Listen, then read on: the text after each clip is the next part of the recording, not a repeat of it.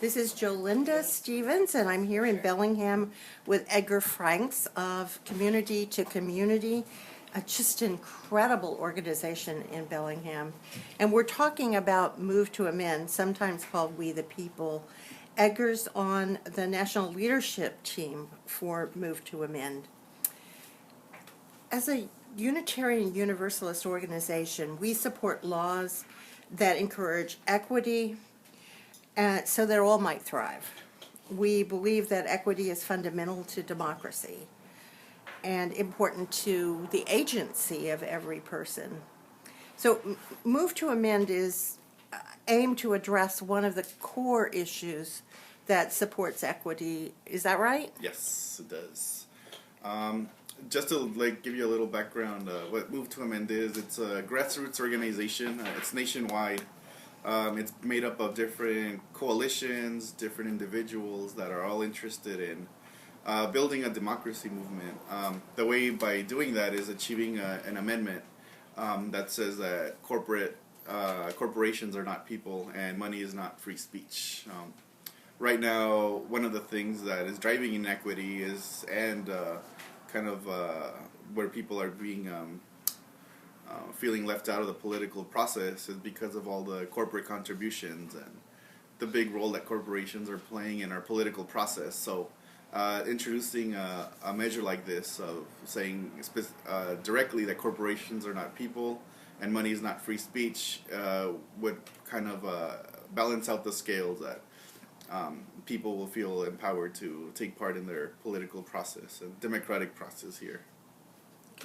So we had an initiative last year, Yes. or actually this year, but last political year, in Washington State, and it was in several states. Yes. And that failed. So what's the plan moving forward? Yeah, I think the one that you're talking about here was Initiative 1329, the We the People Amendment, which basically stated that corporations are not people, should not be giving any rights that actual people like you and me should be having. And also saying money is not free speech, whether it be coming from political action committees, dark money, from unions or nonprofit organizations, that they can use their money to influence politics. Unfortunately, here at the local level in Washington State, 1329 didn't gather enough signatures to be put on the ballot this November. We came up a couple hundred signatures short. But what it did do was build an incredible base of people that wanted to take part in this in the process of getting involved in ending corporate personhood. You did say that around this nation, this last election, November 4th, a couple of states were able to pass the We the People Amendment, as we call it. I think it was around, I don't remember the specific localities, but I think in 4 different states they were able to pass We the People amendments at the local level.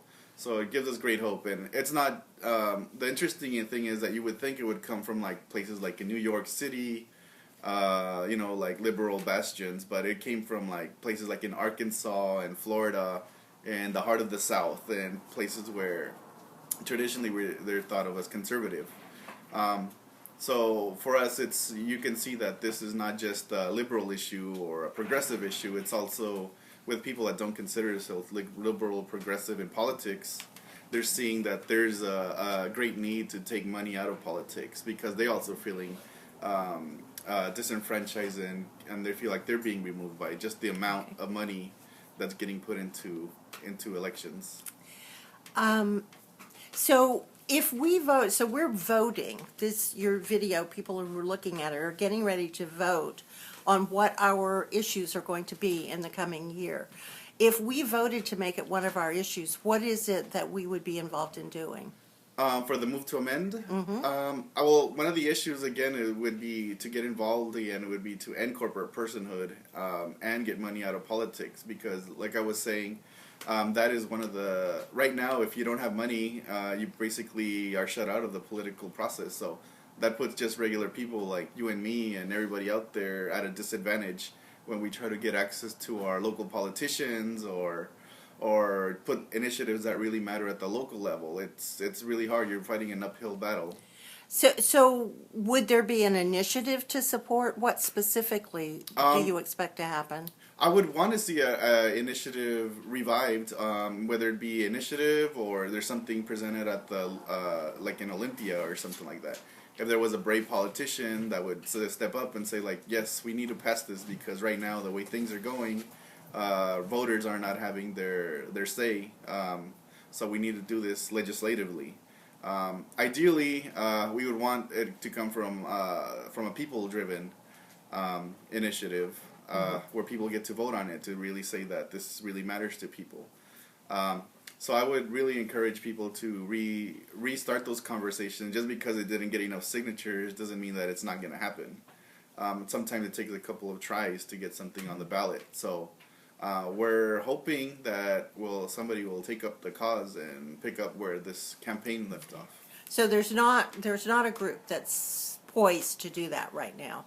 Well, there's the WAMEND coalition that did the 1329, and right now I'm not in communication with them to see if there's going to be a regrouping, but obviously it's something that's really important and needs to be done.